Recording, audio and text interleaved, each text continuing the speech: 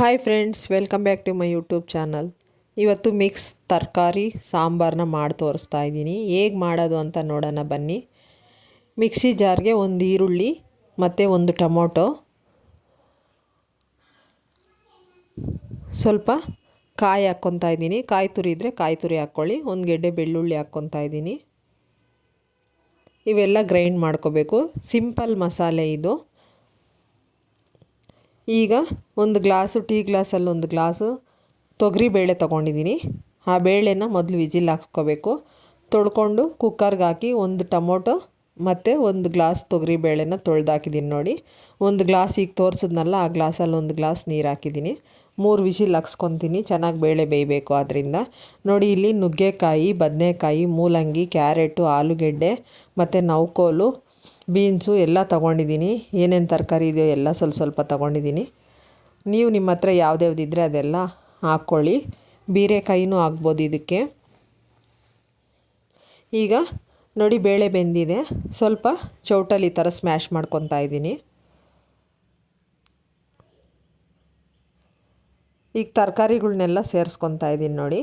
ಯಾವ್ಯಾವ ತರಕಾರಿ ಕಟ್ ಮಾಡಿ ಇಟ್ಕೊಂಡಿದ್ದೀನೋ ಅದೆಲ್ಲ ಹಾಕ್ಕೊತಾ ಇದ್ದೀನಿ. ತುಂಬ ಚೆನ್ನಾಗಿರುತ್ತೆ ಇದು, ಟೇಸ್ಟಿಯಾಗಿ.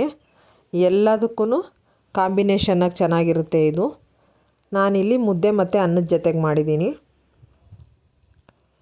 ನಾನು ಮಾಡ್ತಾಯಿರೋ ಸಾಂಬಾರು ಒಂದು 5-6 ಜನ ತಿನ್ಬೋದು, ಅಷ್ಟು ಸಾಂಬಾರು ಮಾಡ್ತಾಯಿದ್ದೀನಿ ನೋಡಿ. ಈಗ ರುಬ್ಬಿರೋ ಅಂತಹ ಮಸಾಲೆನ ಸೇರಿಸ್ಕೊತಾ ಇದ್ದೀನಿ. ತರಕಾರಿ ಹಾಕಿದ ನಂತರ ರುಬ್ಬಿರೋ ಮಸಾಲೆನ ಹಾಕ್ಕೋಬೇಕು. ಈಗ ಎಲ್ಲ ಮಿಕ್ಸ್ ಮಾಡಿಕೊಂಡು ಸಾಂಬಾರು ಪುಡಿ ಹಾಕ್ಕೋಬೇಕೀಗ. ಈಗ ಒಂದು ಗ್ಲಾಸ್ ನೀರು ಹಾಕ್ತಾಯಿದ್ದೀನಿ.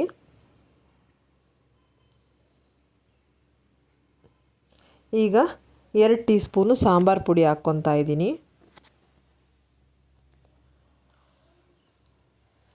ಸಾಂಬಾರು ಪುಡಿ ಹಾಕಿ ಚೆನ್ನಾಗಿ ಕಲಿಸ್ಕೋಬೇಕು. ಇದು ಬೇಳೆ ಸಾಂಬಾರಿನ ಪುಡಿ. ಸ್ವಲ್ಪ ಅರಿಶಿನ ಹಾಕ್ತಾಯಿದ್ದೀನಿ. ಮತ್ತು ಈಗ ರುಚಿಗೆ ತಕ್ಕಷ್ಟು ಉಪ್ಪನ್ನ ಹಾಕ್ಕೋಬೇಕು.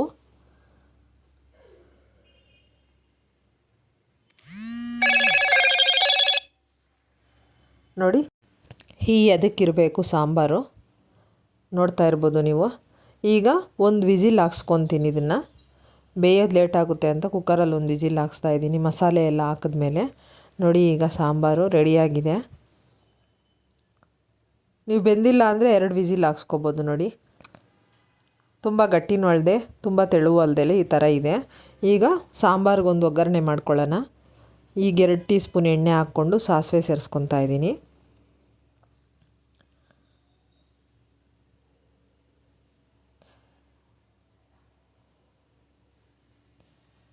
ನಂತರ ಸ್ವಲ್ಪ ಜೀರಿಗೆ ಹಾಕ್ಕೊಂಡು ಒಂದು ಈರುಳ್ಳಿ ಹಾಕ್ಕೊತಾ ಇದ್ದೀನಿ. ಈರುಳ್ಳಿ, ಕರಿಬೇವು ಮತ್ತು ಒಣಮೆಣ್ಸಿನ್ಕಾಯಿ ಈ 3ನ ಸೇರಿಸ್ಕೊಂಡು ಚೆನ್ನಾಗಿ ಫ್ರೈ ಮಾಡ್ಕೋಬೇಕು. ನಮ್ಮ ಚಾನಲ್ನ ಇನ್ನೂ ಯಾರು ಸಬ್ಸ್ಕ್ರೈಬ್ ಮಾಡದೆ ನೋಡ್ತಾ ಇದ್ದೀರಾ, ಪ್ಲೀಸ್ ಸಬ್ಸ್ಕ್ರೈಬ್ ಮಾಡಿ. ಈಗ ಸ್ವಲ್ಪ ಕೊತ್ತಂಬರಿ ಹಾಕಿ ಕೊನೆಯಲ್ಲಿ ಸಾಂಬಾರನ್ನ ಹಾಕ್ತಾಯಿದ್ದೀನಿ. ಈರುಳ್ಳಿ ಫ್ರೈ ಆದಮೇಲೆ ಸಾಂಬಾರನ್ನ ಹಾಕ್ಕೋಬೇಕು.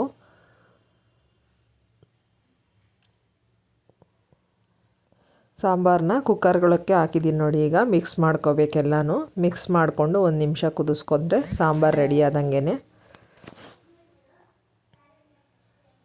ನೋಡಿ. ಈಗ ಮುದ್ದೆ ಜೊತೆಗೆ ಮಿಕ್ಸ್ ತರಕಾರಿ ಸಾಂಬಾರು ರೆಡಿಯಾಗಿದೆ. ನೀವು ಕೂಡ ಮಾಡಿ ಹೇಗೆ ಬಂತಂತ ಕಮೆಂಟಲ್ಲಿ ತಿಳಿಸಿ. ನಮ್ಮ ರೆಸಿಪಿಗಳು ಇಷ್ಟ ಆದರೆ ಲೈಕ್ ಮಾಡಿ, ಶೇರ್ ಮಾಡಿ, ಸಬ್ಸ್ಕ್ರೈಬ್ ಮಾಡಿ.